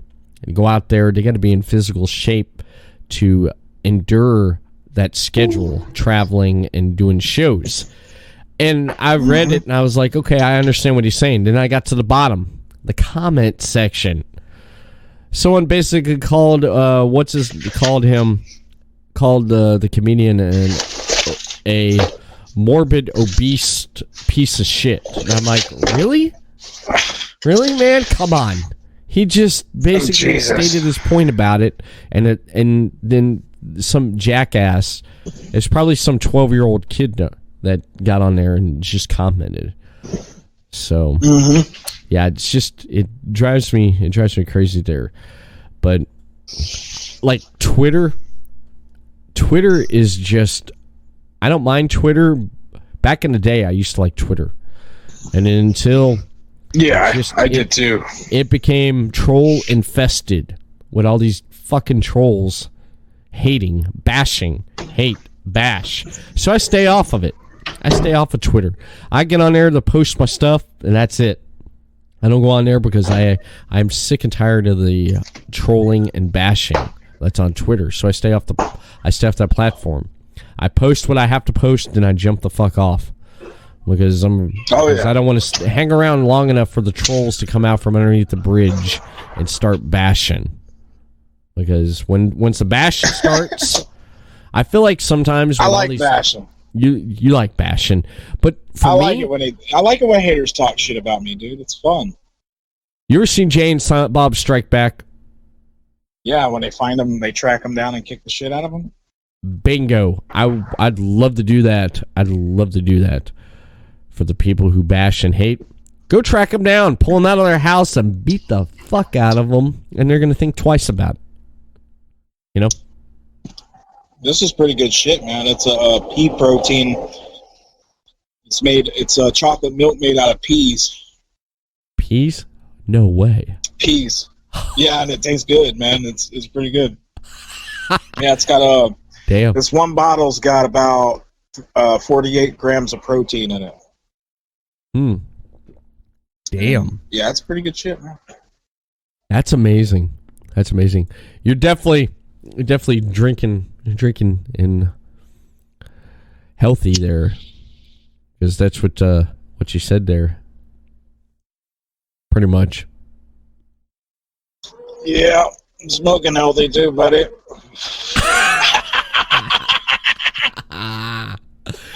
Damn you. Damn you. Charlton Heston. You remember Planet of the Apes? From my cold dead hands. I love that guy.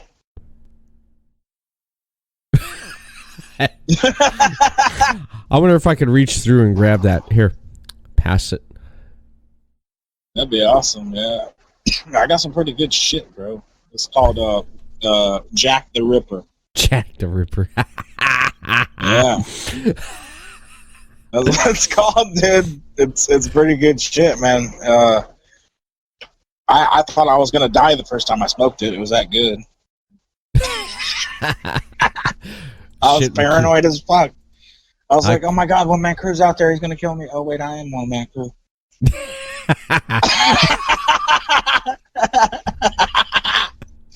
Oh shit! I can imagine now, man. I can imagine. And let me just say this here. Let me look at this camera here.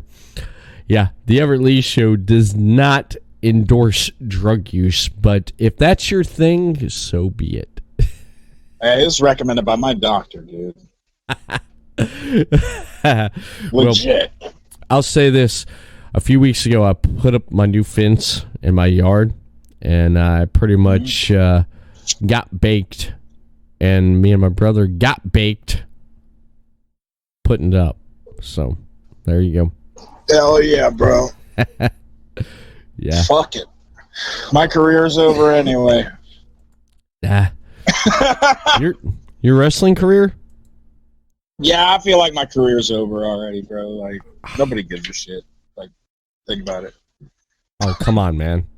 I should have been on WWE like 5 years ago.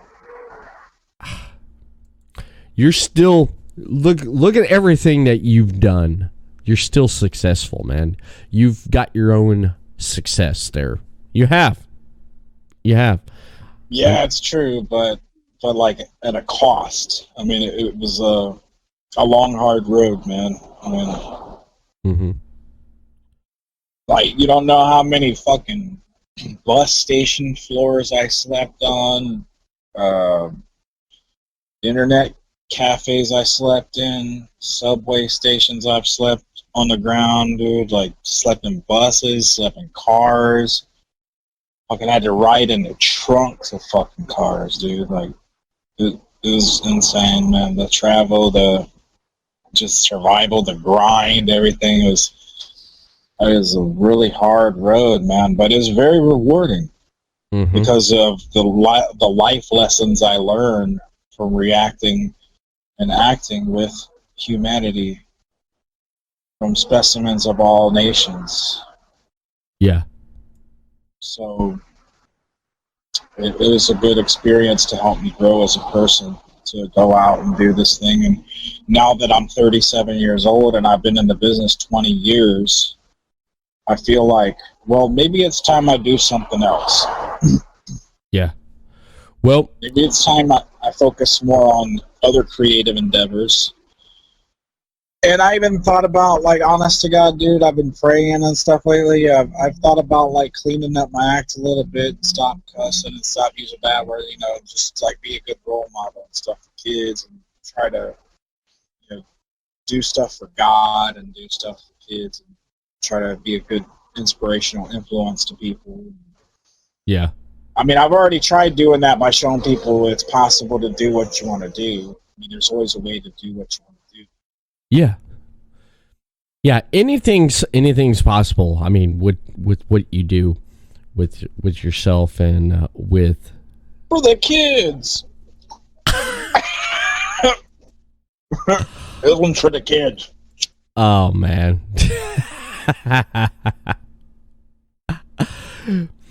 But anything's possible. When you put your mind to it. And I know whenever I say this, people laugh like, you said put your mind to it. Yeah. And it's like bullshit. You just don't believe it. Whatever you put your mind to it, you can achieve it. You want to go after something, go after it. And you want to clean up and quit doing this, quit doing that. You can do it. The only person that can do it is yourself. That's the only person that can do it. If you want to change, then you look at yourself and you look and say, hey, I'm going to change. This is what I want to change. That one was for Brutus. What's that? That one was for Brutus. Got another joint, brother. Oh, damn. I like that story, man. I like that story there. That was a great story there. Sorry, I didn't mean to interrupt what you were saying. Yeah. But all I'm saying is, if you're you're in control with what you do, and if you want to change, then you're the one that can make that change. You know? Oh yeah. That's the only person that can do it there. That's the only person I've been making changes slowly, like implementing certain changes in my life. Like the diet is under control right now. Right. The religious aspect of my life is getting there. Still got a lot of bad habits I need to break, but I'm confident that with a little bit of discipline and a nice piece of ass helping me clean myself up. Yeah. I think that there are levels of life that I can ascend to, which I never thought would be possible. Of course. I said something to my brother the other day. It was funny. I was messing with him. I was like, yeah, dude, I'm losing weight, bro. I'm fucking eating healthy.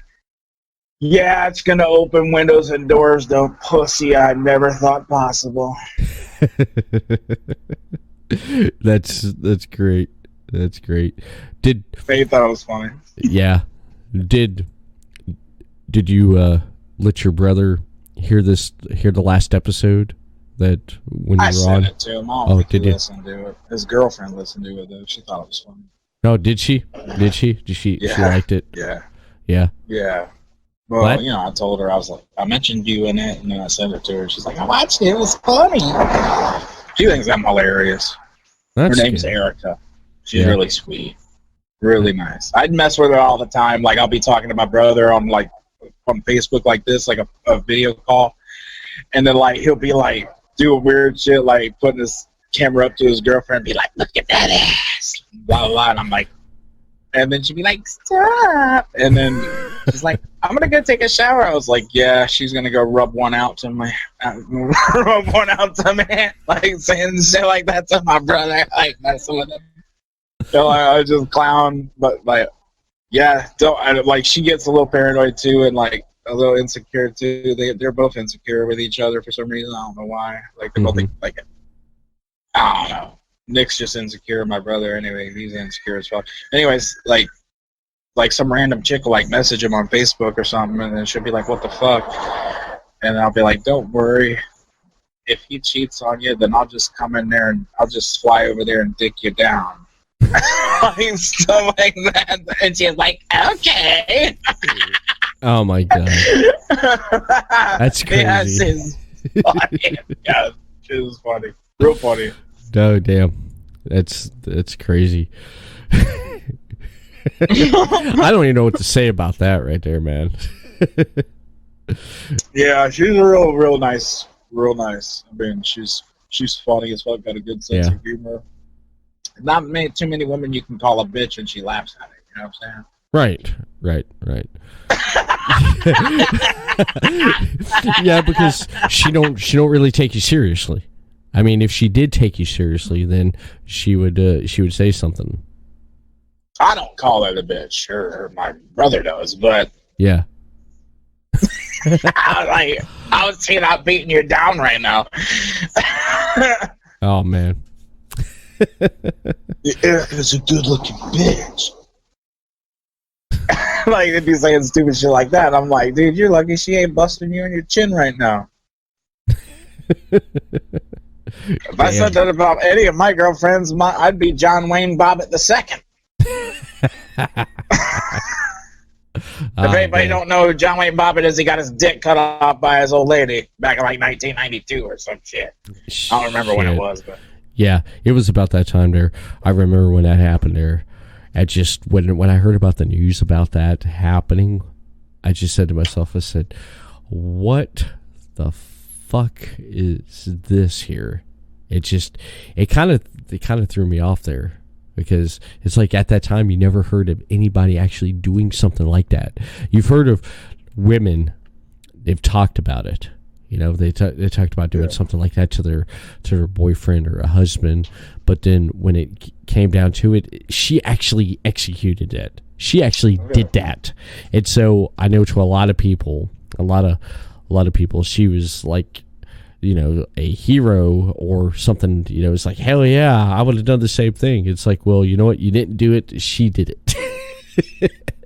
Dude, one time, the only time I was ever married, it was only for 3 months. It was to this Japanese chick in Japan. I was married in Japan for 3 months. This chick lied to me about her age. She's 30. She told me she was 39. She was 50 years old. Mm-hmm. This chick was doing all kind of weird shit to me in my sleep. I woke up with a fucking cut on my dick one day, and I'm like, what the fuck?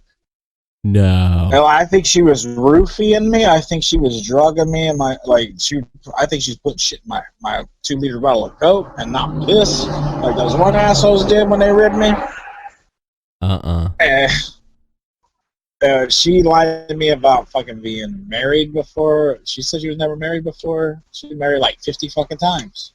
It's like something out of a horror movie. Like you find a secret treasure hoard of engagement rings and promise rings and wedding rings, and like she had all this shit hoarded. And then I found out like she was marrying foreigners and then getting them to get credit cards and maxing them out. And then they were like, 3 of them killed themselves because they were like stuck in Japan with no visa, with no money, with no nothing, and they just killed themselves.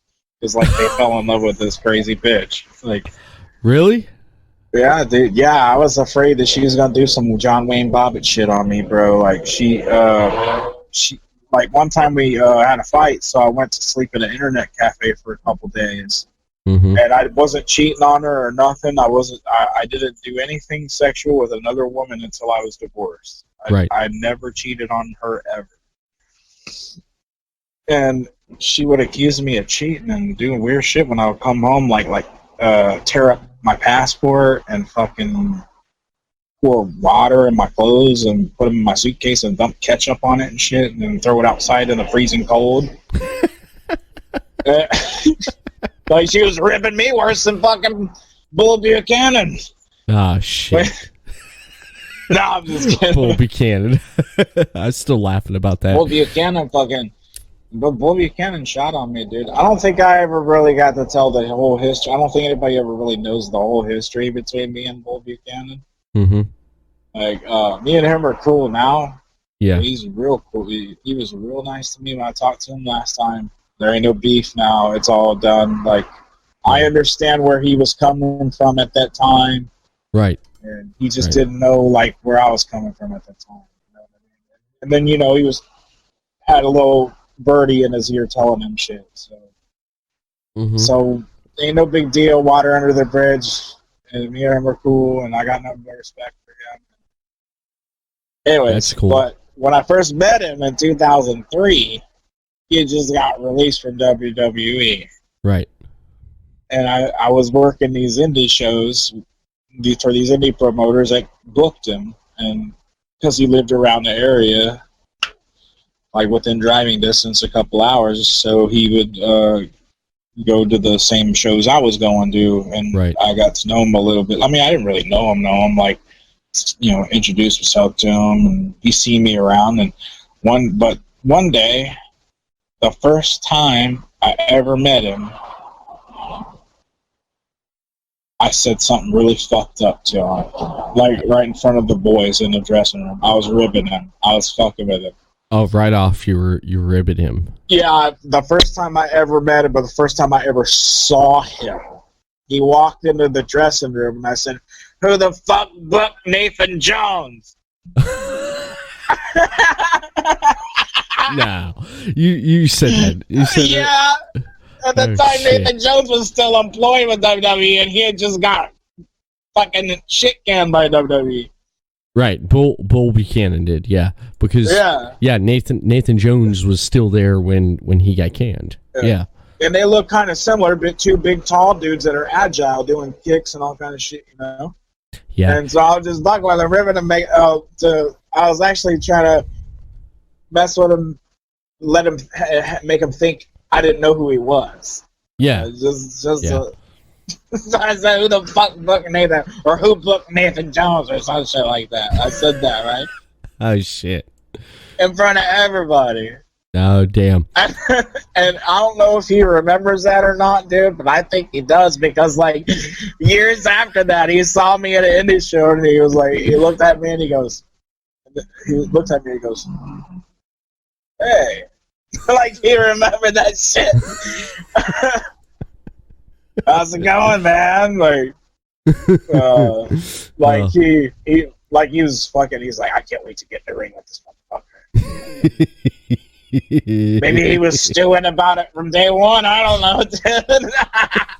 but then eventually, and I'd seen him at so many shows, dude. Right. So, you know, I was always cool with him. But I don't know if he took that the wrong way. And maybe he didn't even know I was talking about him. Yeah. Well, who knows? Who knows? Because so then I wrestled him in a battle royal one night, and then I dumped him over the top rope hardway because he didn't know I was fucking coming. Yeah. Just Mike Jackson was like, okay, go eliminate Bull. So I had to picked his ass up and dumped him. I made sure that he, you know, took care of himself on the way out. Right. But he, and then I said, I think he ribbed me by zip tying my bag, right? Yeah. So then the next time I seen him, though, after that was when I was wrestling him in a singles match, and he shot on me and tried to choke me out and fucked up my neck, dude. But what a lot of people don't know about that show, have you ever seen that? You seen that shoot incident video? No, I'm gonna have to pull it up here. It was like 9 years ago. Okay. It was like, I think it was like 9 or 10 years ago when that happened. Okay. And then, like, at the time, like, I was real confident, and I felt like I was on my way up. And I had asked him, like, before this match. There's a backstory to it, though. Like, the promoter, he was mad at me because I ran a town that he ran because Butterbean asked me to help him. So I had some heat on me from that guy. And then I wrestled that guy, and I accidentally dropped him on a suicide dive. I didn't catch him, and I busted his fucking nose because I actually was hurt for real, and I forgot that he was coming. Yeah.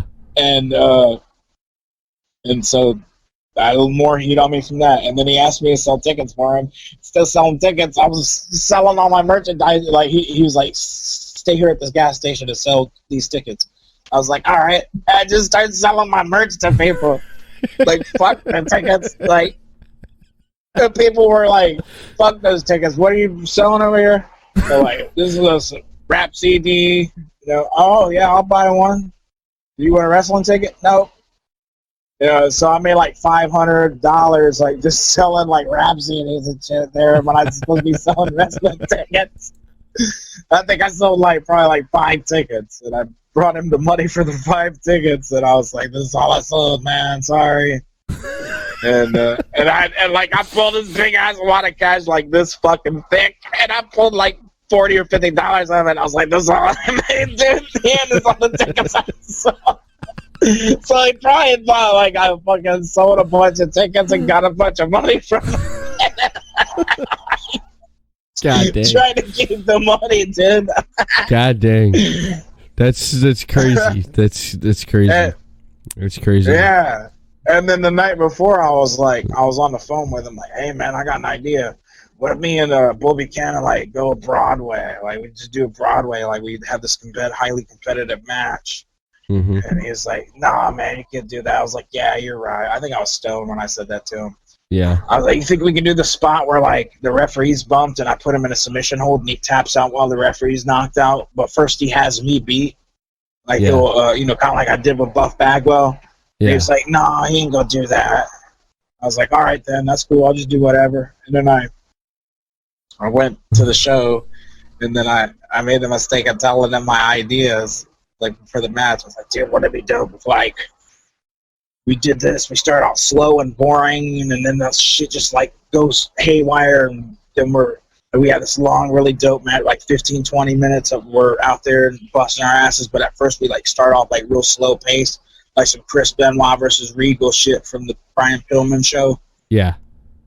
And was like, yeah, cool. And I showed him my ideas. Yeah, he acted like everything was cool, but everything wasn't cool. It was already not cool before he even came to me. I already know that part.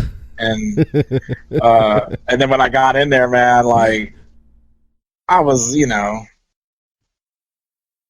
I guess I stiffed him a little bit. This is what his son says. You stretched him? Like, if you look at... Did you stretch him? No, like, he's I think he locked up with me. He's like, no, put me in the corner and hit me, right? Okay. So I put him in the corner. I walked him to the corner. I started beating the shit out of him.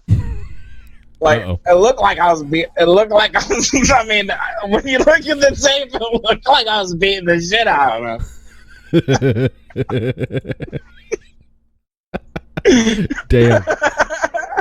Damn. I mean, it's supposed to look like I'm beating the shit out of him. But I know me. I'm not potatoing these motherfuckers, dude. I'm taking care of them. Like, I'm not gonna like just bust a motherfucker in the head, right, or whatever. Right. You're gonna be professional about it. You're gonna be professional about it. Yeah.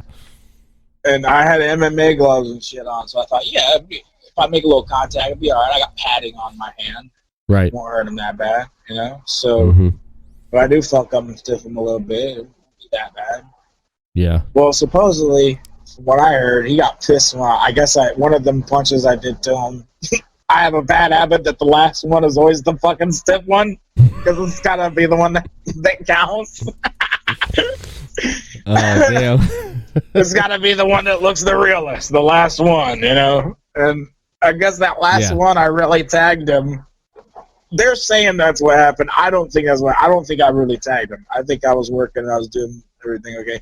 But they're saying I was really tagging us. They're saying I was really beating him up. That's what his son said. Right. And I wasn't, dude, not in my heart I wasn't at the time. I wasn't really beating that man up like that. I was just trying to work punch him, but I was trying to make it look good, Yeah. Trying to make it look like, what I was trying to do is, at the time, I was trying to make it look like it was possible for somebody like me to beat up this guy. Right. Because I was trying to get myself over. Even though I'm going to lose, I want to get myself over. You know what I mean? Yeah. I wanted at the time, so... Yeah, definitely. You wanna make him look good and have him make you look good. And you kind of answered my question there. What I was going to ask is, do you prefer calling it in the ring or going over it before you go in the ring?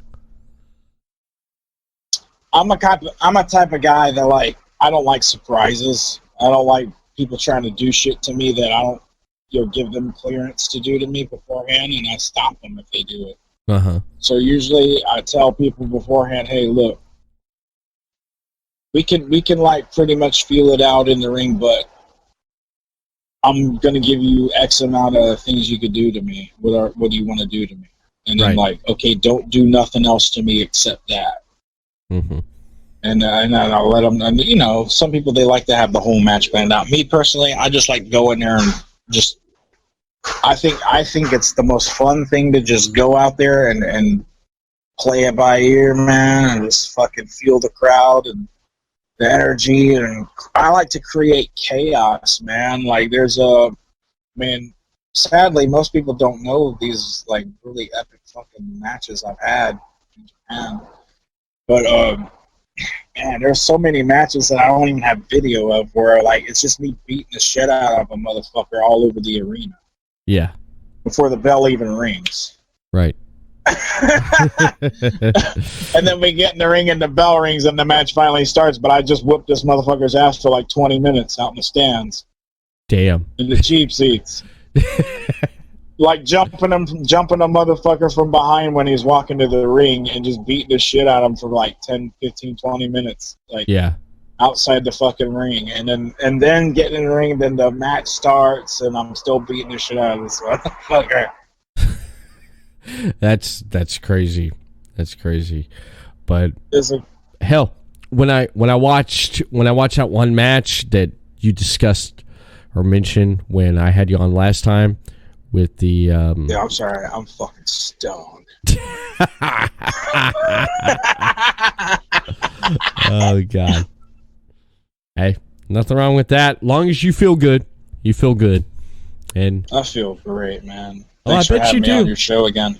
Oh, no I problem. hope it was as interesting as last time. It has. It's been really, really interesting. And just I got some editing to do here and there, but other than that, great episode. Seriously. I'm glad you came back on here and just shooting the shit with me, because we pretty much talked about a lot of things. I mean, even with the shit. Dude, I gotta tell you a story, man. Okay. It's one I forgot to tell you, a really funny one. Okay. Well, let me before you start, we'll pretty much tell the story, and then we'll end up wrapping it up here. Okay. Sure, man. Okay. So I was in Mexico working for DTU and Sanchez Producciones, which is a AAA house show promoter, and HD Pro. And man, I was riding in the van with these Mexican dudes, and they're laughing about something, and I can't understand Spanish, so I don't know what they're laughing at. And the guy tells me what he said in English. One of the guys can speak English. He's like, he said, "Su madre sepia de dientes con mi verga." I was like, "What's that mean?" And he told me what it means. I was like, "Ah!" And so I said, "Dude, I'm using that tonight." Because, you know, the night before, the fans were saying, "Chinga tu madre," they're like, "Fuck your mother" to me, right? So I'm like, I'm going to use this to get them back. Yeah. So at the Arena Afición, which is like the most legendary fucking Mexican wrestling venue in Mexico that still runs wrestling. Uh-huh. Freaking, I say, fuck Estados Unidos, fuck Mexico, viva Estados Unidos on the mic. I'm cutting a promo in the ring. You're Audience. You're cutting out on my end right here. You're gonna have to repeat that. Oh, sorry about that. I don't know what the hell happened there. Yeah. Okay, so I'm in the ring cutting a promo, and I say, "Fuck Mexico, viva Estados Unidos." This means, "Fuck Mexico, long live the United States." And then I'm like, I'm waiting for it. I know these motherfuckers are gonna say, "Chinga tu madre," right? Yeah. So the one guy says it, and I said, "Chinga mi madre, fuck my mother. Su madre sepia de dientes con mi verga," and the place erupted with laughter. Sepia de dientes con mi verga means, when I say "Su madre sepia de dientes con mi verga," it means your mother brushes her teeth with my dick.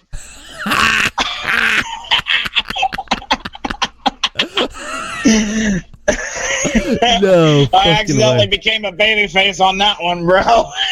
No way. No way. Yeah, I turned myself babyface in Pachuca, Mexico with that one. Oh shit. So you said that to the guy who said that to you then? Yeah, so I was in the ring cutting a heel promo. Yeah. I said, "Fuck the United States." And he said, "Fuck your mother." And I said, "Your mother brushes her teeth with my dick." I said, "Fuck my mother. Your brother brushes her teeth with my dick."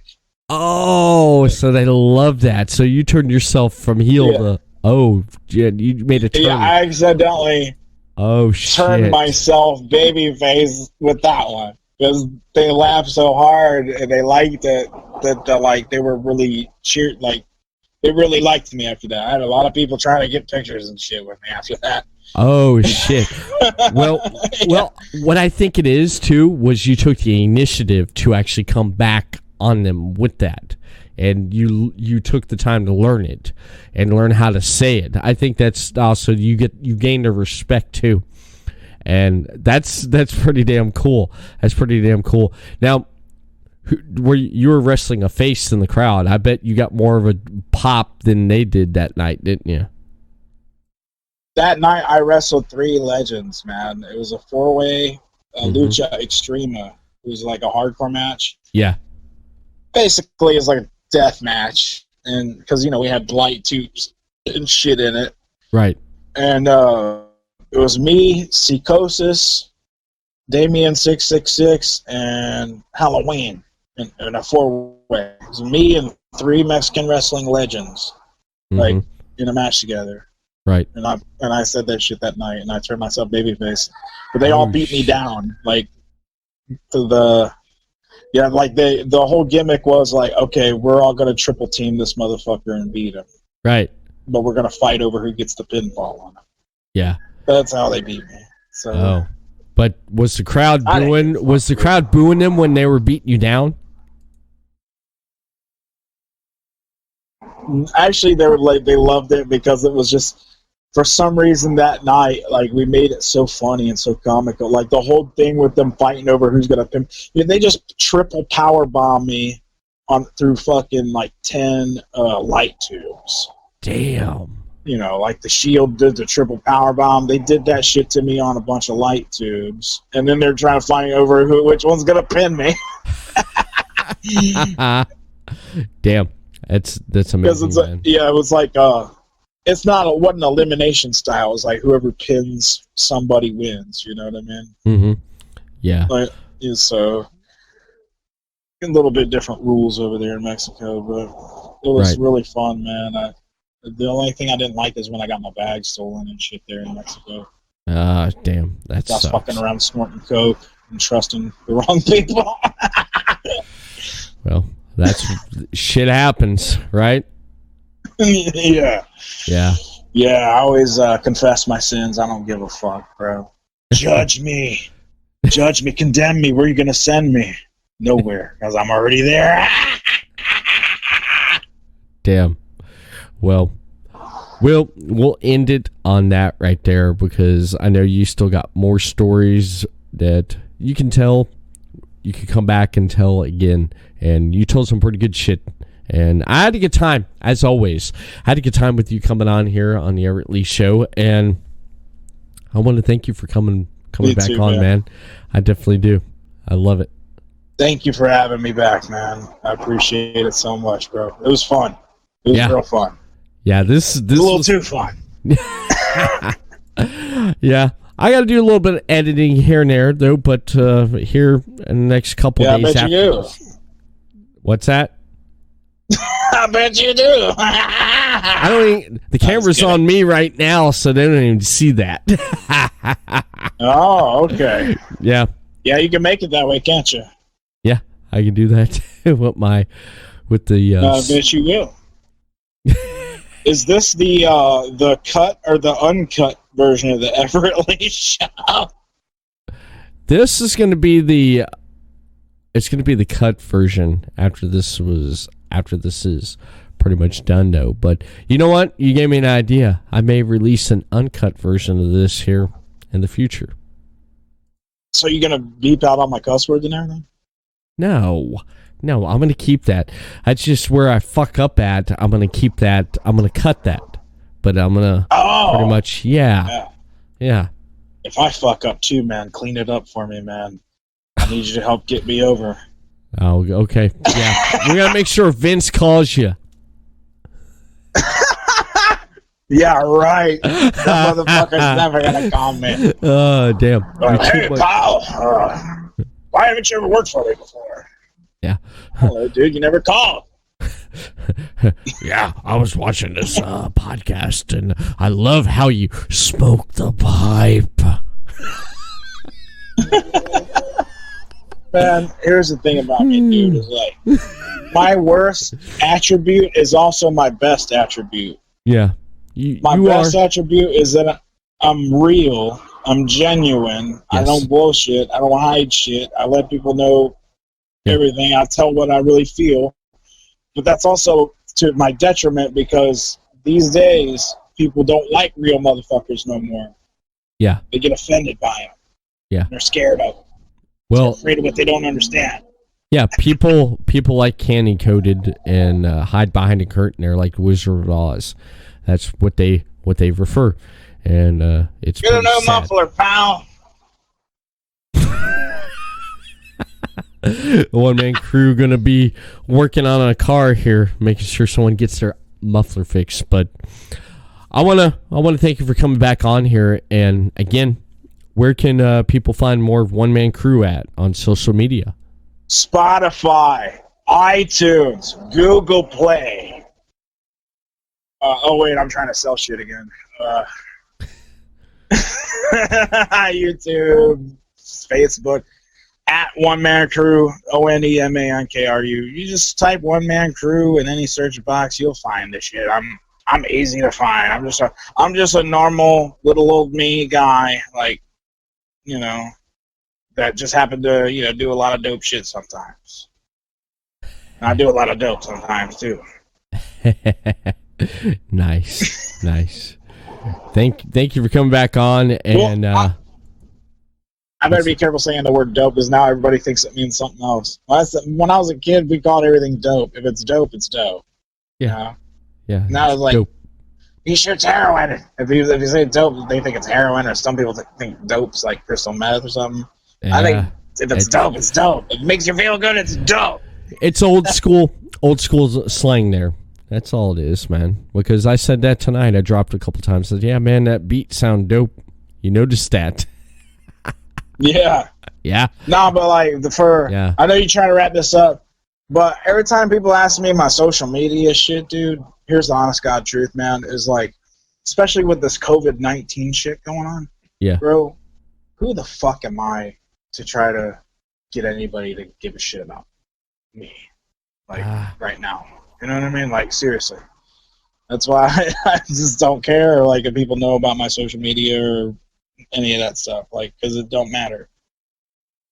Well, when you're on my show, when you're on my podcast, I don't care who you are or where you come from, you matter to me. So you got something out there where people can access, I'm gonna have you promote it, because you are someone when you walk onto this show here. Well, why didn't you say so? Go to onemancrew.bandcamp.com right now and get every single album in my catalog for 20% off. Just use promo code CHOCAHO and you'll get an extra 5% off. No, I'm just kidding. I'm just fucking around. Damn.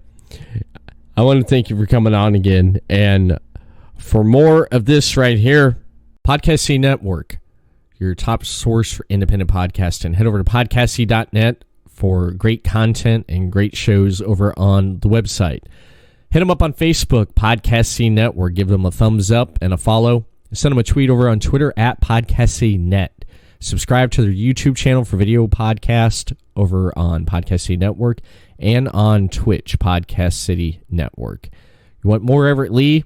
Then hit me up on Facebook. Give me a thumbs up and a follow, Everett Lee Show.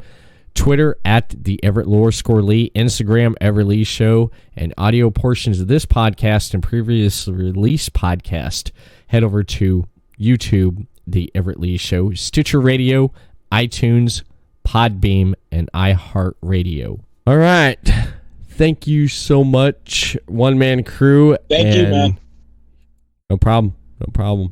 And that is it for the Everett Lee Show. Everett Lee signing off. Everyone have a good week, and I'll see you again next time for another episode of the Everett Lee Show. When I need a logo or graphic design done to make my shit stand out from all the rest, I use 3 Count Design. 3 Count Design offers a wide range of graphic design products, video, photography, and other forms of media. Everything from t-shirt designs to websites. For more information, head over to facebook.com/3countdesign. That is facebook.com/3countdesign. When I want to kick back a few cold ones with my friends, I head over to City Limits Tap Room. City Limits Tap Room has a wide selection of TVs to watch your favorite sports, indoor and outdoor seating, and they are pet friendly. City Limits Tap Room also has food made fresh to order, and the grilled cheese is excellent.